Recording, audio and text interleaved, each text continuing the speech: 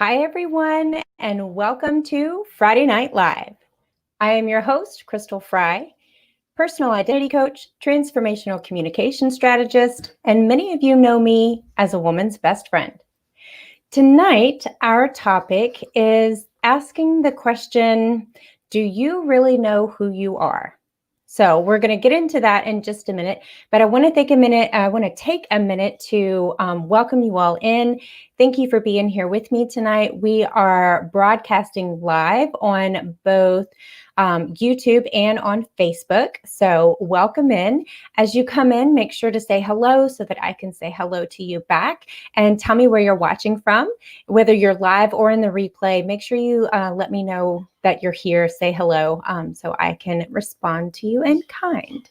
Now, as I said, our topic for tonight is the question, do you really know who you are? Now, for any of you who have followed me for any length of time, you know a little bit about me. I will take just a very brief moment, just in case it's the first time that you are seeing me live or in the replay, and introduce myself. So as I said, my name is Crystal Fry. I am a personal identity coach and transformational communication strategist. And what I do is I help my clients connect the dots between their communication and their results, both in life and in business. You know, how you talk to yourself, how you talk to others, how your communication, the role that your communication plays within life and in business.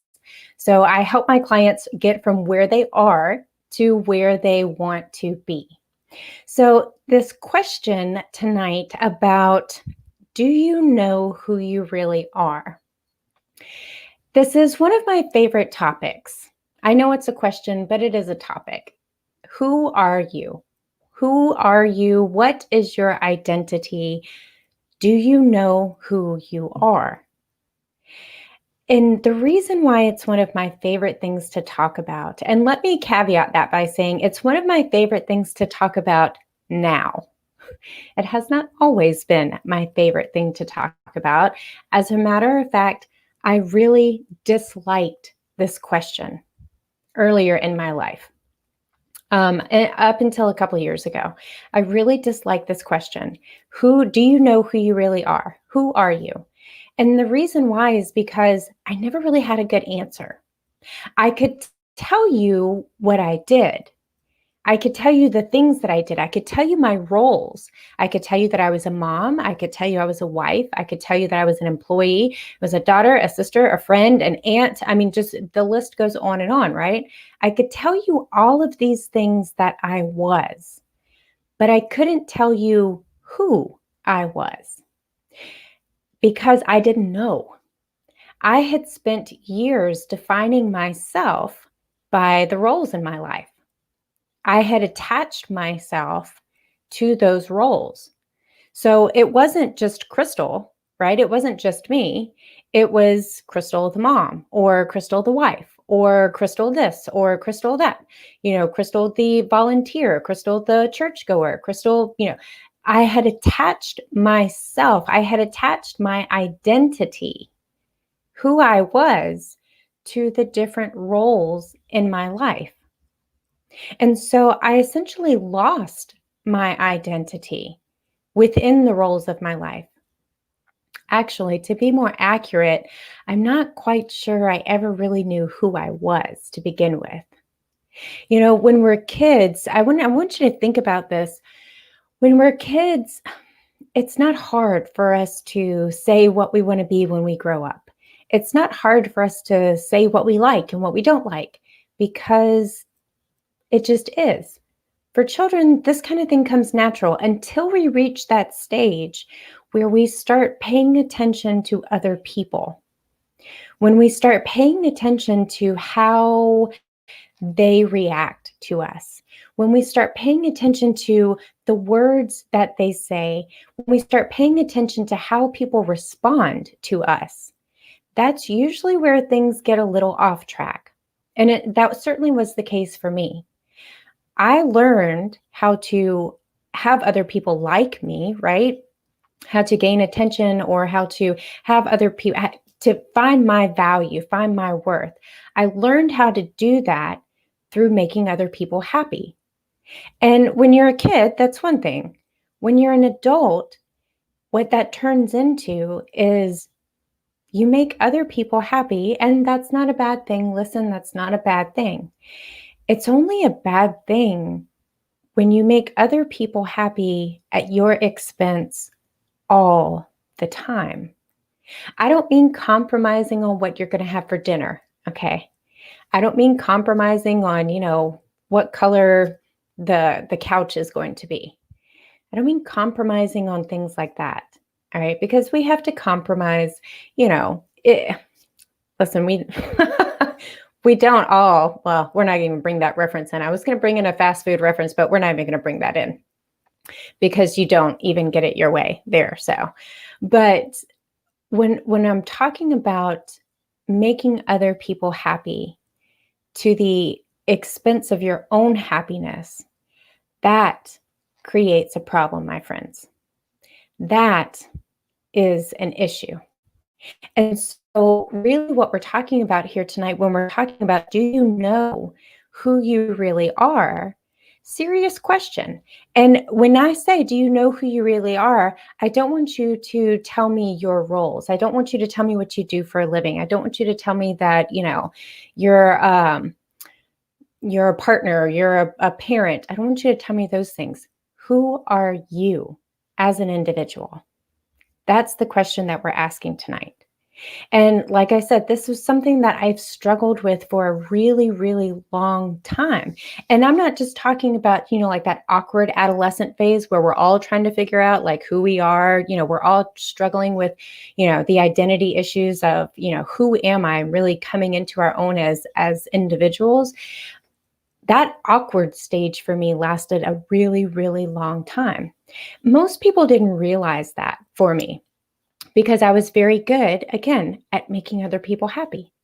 And when someone makes you happy, you don't always necessarily pay attention to whether or not it's actually making them happy, right? You're not really always concerned with that. So, when we're talking about, hey, Andrea C., how are you, darling? I'm so glad you are here with me tonight. We are talking about whether or not we know who we really are. Do you know who you really are? And so, my question of purpose and who am I and all that really lasted well into adulthood for me. And it was a difficult struggle because I knew I had a purpose. I knew I was present here for some reason, and I couldn't find it. I prayed, I sought counsel, just all kinds of things. I read books, I listened to podcasts, I probably could quote from any number of like self-help books, find your purpose. I read The Purpose-Driven Life like 12 times, but I struggled with that because in order to really be able to live in your purpose and walk in your purpose, you got to know who you are. And I didn't. And what's worse is that, again, like from the outside, everything looked great. Everything looked perfect. I was married, had 2 kids. They were in good health. Thank you. They were, good kids, really no issues with them. Good job. Really, I was involved in church, involved in the community, really nothing to complain about, so to speak. And that was just it. It was this beautiful, masterful facade that I had created so that everyone would think that everything was okay. I was so controlled and consumed by the opinions of other people. And I think I've probably done a live about this before. Other people's opinions. That was the biggest piece of, that was the biggest hurdle for me to get over. I was so consumed by what other people thought, what other people's perception of me would be. And here's the really funny part. I was consumed with what I thought they would think, not what they actually told me, not what they actually said to me. I was basing every decision that I made off of what I thought someone else was going to think about that decision. How crazy is that? When I say that to myself out loud now, it really makes me just kind of scratch my head. But I also know enough about myself now to know that that's where I was. Remember, I said I learned how to find, joy and attention, and I learned how to find love from other people, to have that feeling sense of love from other people and acceptance by making other people happy. By making other people happy. Yes, exactly. We as women, especially those of us in the baby boomer age, were groomed to be for others first, and we get the leftovers. Yes, that is exactly right. And it's so funny that you say that, because here's a maybe not well known fact about me. When a lot of people, when they're in their senior year of high school and they're getting ready to graduate, and what are you going to do with your life? What do you want to be when you grow up? All that kind of stuff. I wanted to be a housewife. I wanted to, I met my husband while I was in high school. And so I wanted to get married and have children and take care of my family. That's what I wanted to do. I've always been a nurturer. I've always been someone who takes care of other people. So that made me happy. Now, it didn't quite work out that way. Funny thing about being a housewife is somebody's got to make money to pay all the bills. And well, we needed two incomes. So, so much for that. But I've always wanted to care for other people. And unfortunately, I didn't learn how to create healthy boundaries. And so I would pour of myself completely to everyone else without even taking a second thought for myself. Now, I'm not advocating that you go off and decide you're never going to take care of anyone again, and you're going to be totally and completely self-centered and selfish, and your life is just going to be about you. That is not what I'm advocating for here. What I am saying, though, is that it is so important to actually get to know you so that you can be fulfilled and happy, so that you can pour from your cup from the overflow, not pouring out everything that you have with nothing left for you. Because if your cup is full and overflowing, how fantastic is it going to be? How fantastic is that overflow going to be for the people around you that you are pouring into? So that, in our question for tonight of, do you know who you really are? I've talked about, my awkwardness lasting long after the whole, who am I, kind of stage of adolescence. I've talked about really struggling with my purpose because I didn't know who I was. I've talked about the fact that other people's opinions were a deciding factor in my decisions, which I got to be honest with you, ladies and gentlemen, being on the other side of that now, when I look back on that and I realize, listen, I made a lot of poor choices. Let's put it that way. I made a lot of decisions that, on the one hand, when I look back at it, they're decisions I wish I would have never made. On the other hand, being beyond that and being past that and being able to look at my life retrospectively through a lens of grace, I understand that those decisions have helped to make me who I am. But I know better now. And so I do better now. So when you're finally getting in, yes, Andrea, we also get woman shamed if we don't fit the model of what a woman was. That's exactly right. And that is a struggle as well, because we women do that to ourselves too. I know I did that to myself. That's part of the reason why I had such a struggle with understanding my identity and knowing exactly who I was, because I was so consumed with this picture, right? This image of this perfect wife and this perfect mother and this perfect daughter and this perfect everything else, this perfect person that does not exist. It just doesn't. It doesn't exist. You can't do all the things all the time. Take care of yourself. You can't do all the things and be everything to everyone. Someone is going to be unhappy. And more than likely, that someone is going to be you. Which also, when you think about it, doesn't make any sense because this is your one and only life. It's the only one we get. Just this one. Just one. I know that's two, but it's really just one. So why would we spend our lives releasing, giving away our happiness and never making sure that we are happy? And now, like I said, I am a giver. I am a caretaker. I love to take care of people. I love to provide for people. I love to do those things. It brings me joy. So I don't stop doing those things. But I know enough now that I have to take care of me so that I can take care of other people. You know, if you've ever gotten on a plane and you hear they go through all of the announcements and the safety checks, what do they say when the little thing comes down from the, whatever the oxygen mask, if that drops, what do they say? They say, put yours on first before you help someone else. Because if you can't breathe, you can't help them. If you don't take care of you, you can't take care of anyone else. Now, I'm going to circle all that around because how I got through, I want to tell you how I got through. And this song always gets into my head and I don't even know what song it is. It's Break On Through to the Other Side. I have no idea who sings it or anything else. I think it's like an old classic rock song. But anyway, neither here nor there. I always think about that when I talk about the transformation that I went through my self-discovery journey, through my self-discovery process, because that's literally what it was. That's really what it felt like. I was sitting here, I was frustrated, I was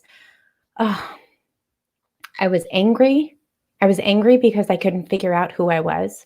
I was angry. I was holding a lot of resentment from past situations, from past relationships, and not romantic relationships, but relationships within familial relationships, friendships, places where things had gone wrong, even relationships in my job. I had a lot of anger and was holding a lot of resentment because I wasn't where I wanted to be in life. Again, everything looked fine. Everything looked really great. I wasn't where I wanted to be. Yes, exactly. As if having feelings and desires that support us first is wrong or selfish. That's exactly right. And that's exactly how I felt. I actually felt like I was a bad person if I started thinking about putting me before someone else. That's just where I was in my headspace.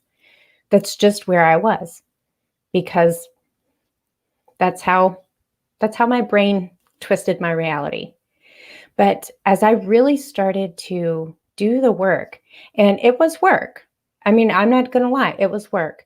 There was a lot that I had to unpack within myself, a lot of things that I had to let come to the surface and deal with and process so that I could move past them, so that I could learn from them, so that I could grow from them. And learning and growing from situations is a choice, ladies and gentlemen. Let me just go ahead and say that now. It is a choice. So I had to choose to push through. I had to choose to say, you know what? I am tired of walking around not knowing who I am, dying to find my purpose, dying to feel like I'm worthy, needing to feel accepted. The problem was that I needed to accept myself. Once I realized that I was sitting on the wrong side of the self-love equation, like, oh, do you love yourself? Oh, yeah, sure I do. Yeah, no, I didn't. At least not nearly in the way that I should have been. Once I realized that, then I could really start seeing things.